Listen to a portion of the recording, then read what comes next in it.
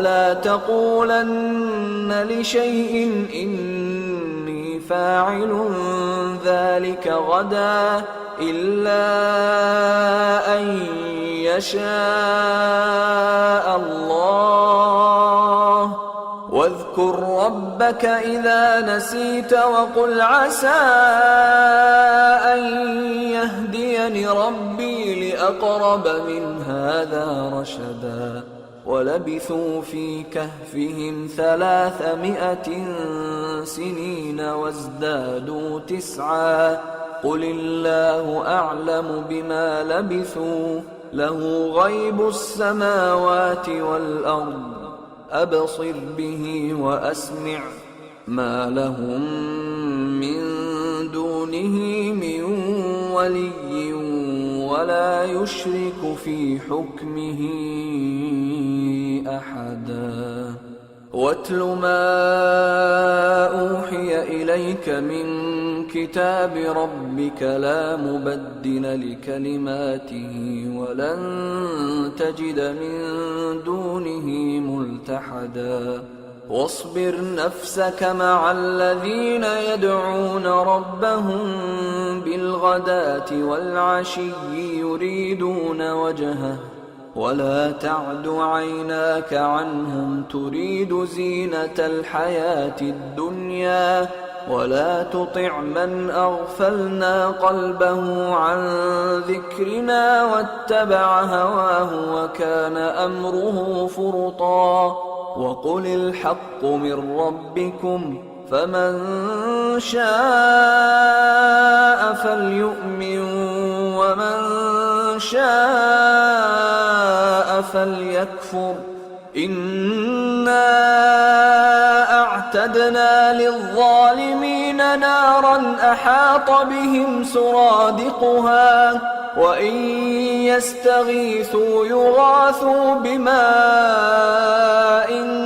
كالمهل يشوي الوجوه بئس الشراب وساءت مرتفقا إن الذين آمنوا وعملوا الصالحات إنا لا نضيع أجر من أحسن عملا أولئك لهم جنات عدن تجري من تحتهم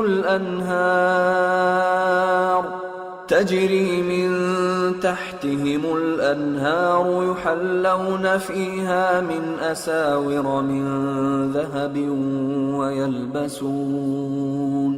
ويلبسون ثيابا خضرا من سندس واستبرق متكئين فيها على الأرائك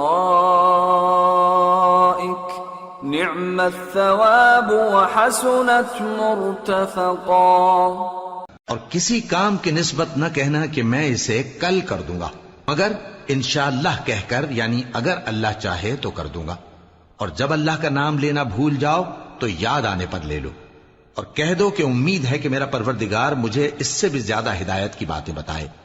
और असहाबे कहफ अपने गार में 9 ऊपर 300 साल रहे।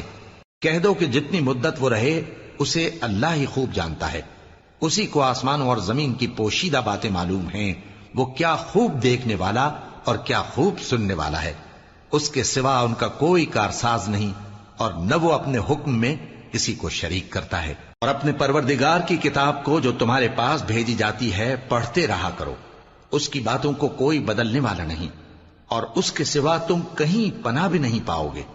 और जो लोग सुबह शाम अपने परवरदिगार को पुकारते और उसकी खुशनूदी के तालिब हैं उनके साथ सब्र करते रहो और तुम्हारी निगाहें उनमें से गुजर कर और तरफ न दौड़े